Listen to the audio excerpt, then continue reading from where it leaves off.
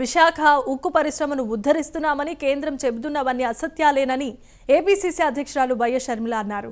Steel plant మీద కేంద్రానికి ఉండేది ఎన్నటికీ సవితి తల్లి ప్రేమేనంటూ ట్వీట్ చేశారు. కర్ణాటక ఉక్కు పరిశ్రమ మీదున్న ప్రేమ మోదీకి ఆంధ్రుల హక్కు మీద లేదని విమర్శించారు.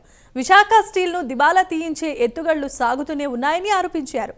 243 మంది పనిచేసే కర్ణాటక స్టీల్ ప్లాంట్కు పెద్ద మొత్తంలో నిధులు ఇచ్చిన కేంద్రానికి 26,000 మంది పనిచేసే విశాఖ స్టీల్ను ఆదుకోవటానికి మనసు లేదా అంటూ ప్రశ్నించారు.